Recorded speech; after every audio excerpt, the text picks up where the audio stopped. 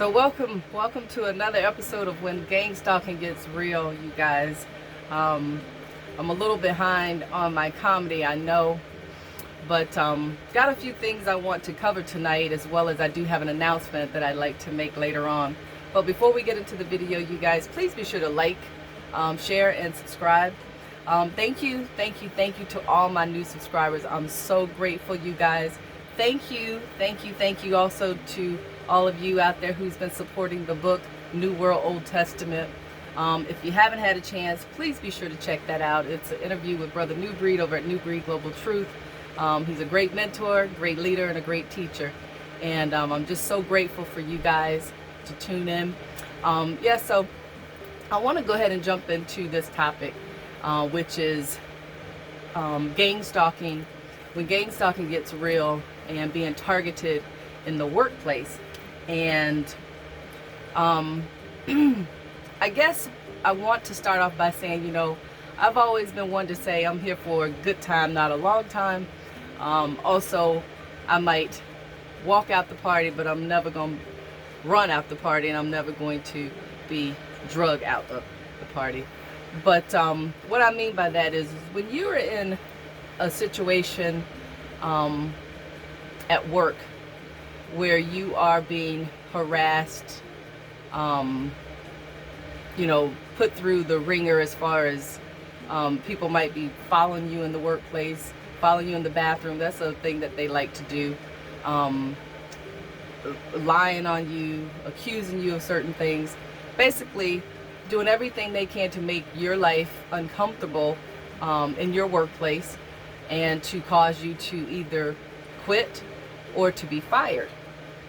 And I used the analogy earlier about running out or leaving out, or versus walking out. And I want to talk with you about walking out if you have to.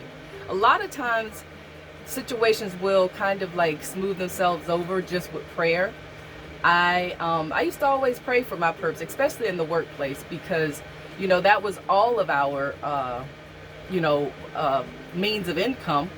And although they were doing everything they could to try and make sure that my life was uncomfortable, or my workplace life was uncomfortable, I still didn't wish those people any harm or bad, even though they were causing that. But I guess that's why a lot of situations for me ended up the way that they did, because there was a time in around 2012 where I went to work for the sales department in a pretty substantial, large nationwide company.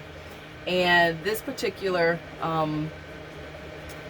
team, if you will, the manager, the team that I was on, the manager had it out for me. I mean, just who this person was, that's a whole nother video within itself, and the tactics that he was using and everything else.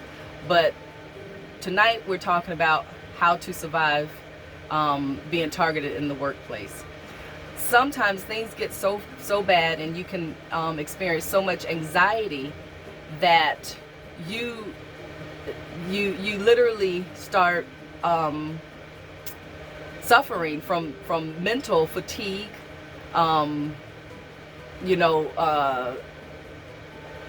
anxiety,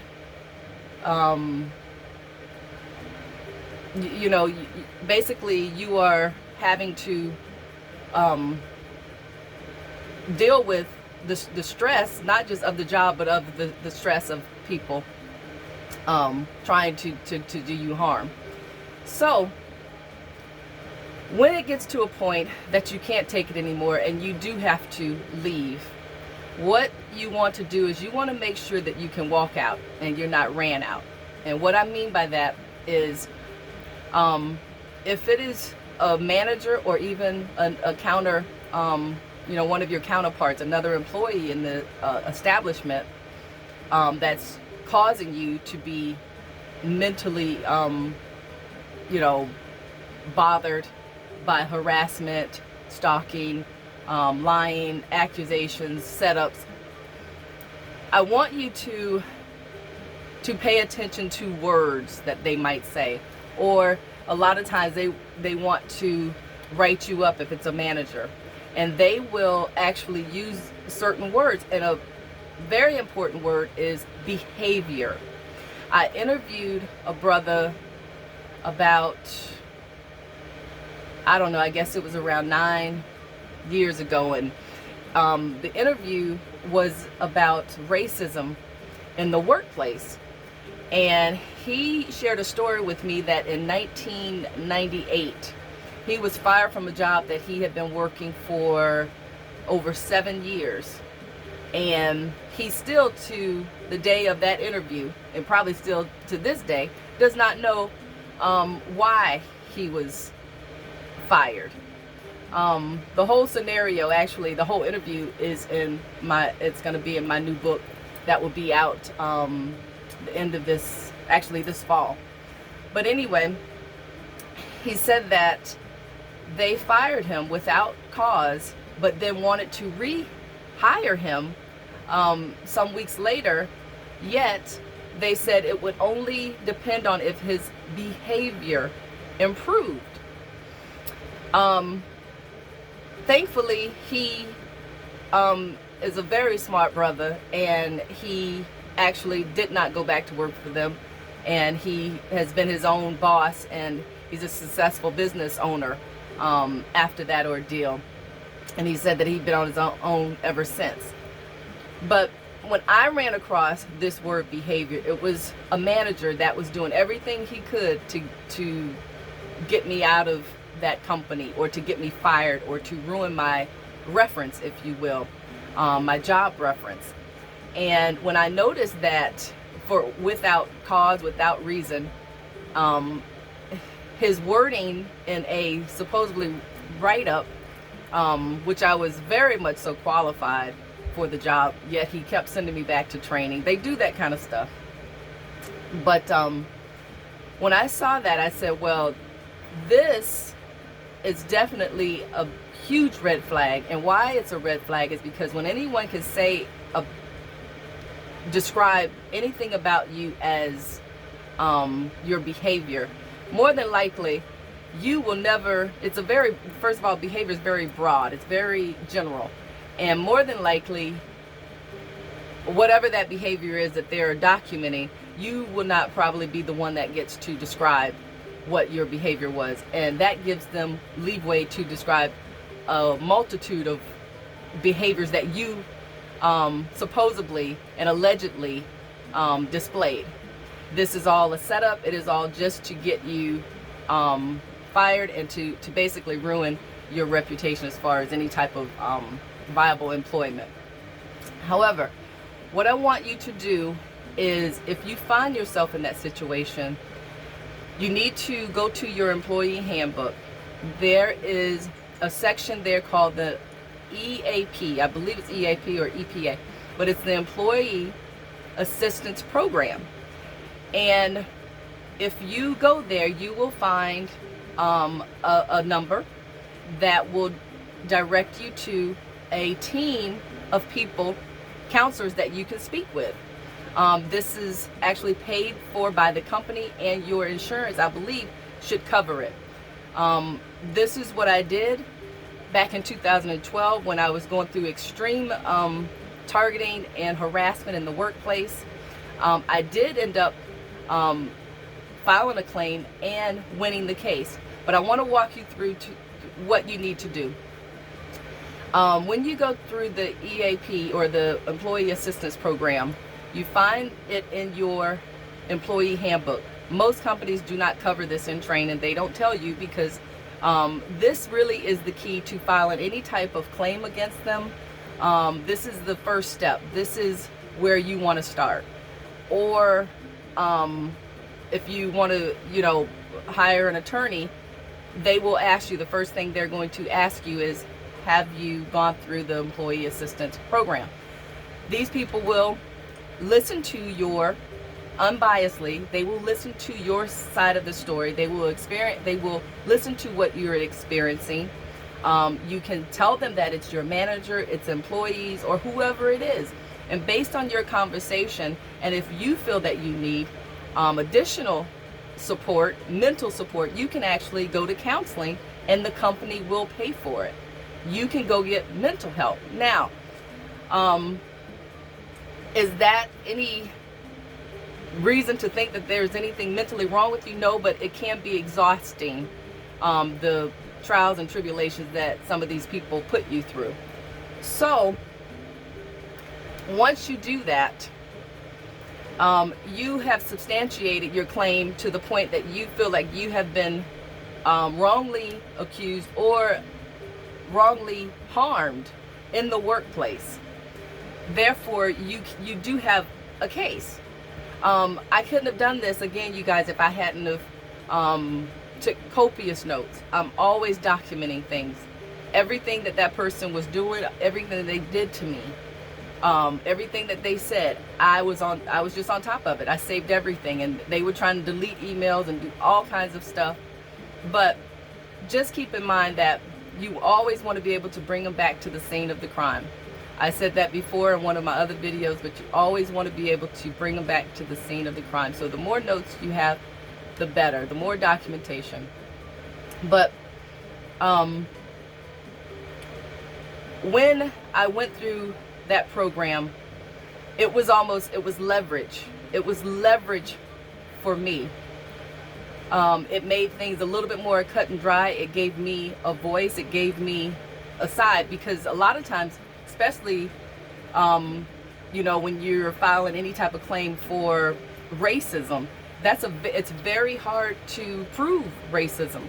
But if you can document certain things and definitely go through that employee assistance program, so that you're not going to trying to go talk to another manager who might go back and tell your manager, you might go to another employee. They don't care, and because they're all there trying to keep their jobs too. So no one's really going to listen to you. You want an unbiased ear that you can actually speak to, and somebody that can actually get you some help. And that's what they are actually hired to do for that company. Every company, I'm sure every major company has an employee assistance program for that reason. But so going back to walking out versus being ran out.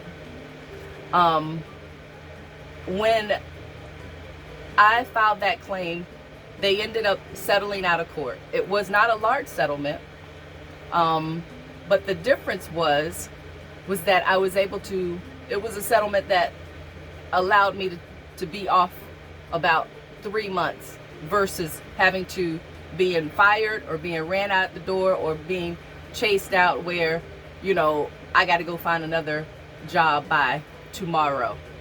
So it gave me time to get myself together, gave me time to basically heal from the whole traumatic situation.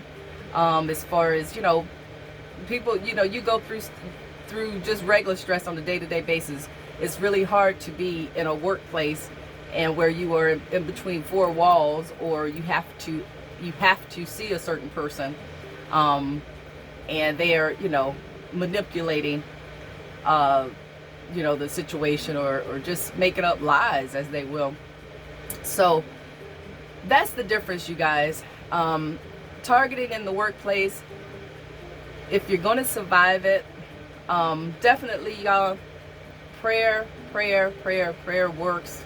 But if it gets to a point where it's too bad and you do have to walk out, make sure you're able to walk out. Don't let anybody run you out. You do have rights, especially if it's a large corporation. So that's what I wanted to say about that. Also, you guys, I want to know because I'm going to be, I have a project. Actually, it's an opportunity. It's a business opportunity that I really have to put my head into, and get some things done over the next couple of weeks. So I'm going to be out of pocket for a couple of weeks. I'm not gone for a long time. I'm not going to disappear like I did before. But even then, it was for, a good reason, because I was working on the book. But I want to know if these videos, when gang stalking gets real, videos, if they're helping. if they're helping, I will continue to do them. I think it's so helpful when you speak of your experiences and tell, you know, the other side of how you came out of that experience. I think that's so helpful for anyone that's going through anything. Even if you don't follow the tactic that I followed, it will jar some type of ideas and some type of resolution for you sometimes when you hear somebody else talk about it. So that's why I thought these would be a good thing to do. I want to know, you know, in the interim, while I'm gone, if you can, after this video, leave me a comment. Let me know if these are helping you guys, if this is helping somebody. I'm not here for everybody, I know, but if it's helping somebody with these videos when gang stalking gets real, let me know and I'll continue to do them. If not, I won't continue to do them, because it takes a lot out of me sometimes when I relive some of those you know, situations, when I tell those situations. But yeah, so I'm trying to think what else. Oh, also, if you can also let me know what you think about my comedy. I would like to get your feedback. Also, if you could let me know what you think about the new studio. It's still the same little spot I had before. I just put some paint on the walls and put some pictures up, and just thought it would be a little bit nicer. It's like an optical illusion, because it's a lot smaller than what it appears on camera, but I'd like to know those. So once again, you guys, thank you for tuning in. I will see you soon. I just got to get my head in this project. I got to a point where you know, where it's at a point where now I have to put all of my efforts into it. So I won't be posting any comedy. Also, I'm gonna take some of that time to write some new comedy. And also, I want to apologize. I don't want to apologize, because when I went on stage, when I did my live open mic set on stage, I kind of defaulted. I felt like I relapsed, and I went into my cussaholic mode. And I've never been shy about telling you about, yes, I am a recovering cussaholic. But that's what cleaning up comedy is all about. It's about cleaning up my act. At one point, and sometime I do would like to do a set that's all clean. So I look forward to your encouraging words, you guys. So I will see you soon. You might see me in a chat here and there, but look out for me to post something probably within I'd say give me a couple of weeks to get some work done. Actually, it's not even work, it's like an opportunity that I'm glad to embark on. So you guys, I'll see you soon, and until next time, I'm Lon Diamond, and that's the way it is.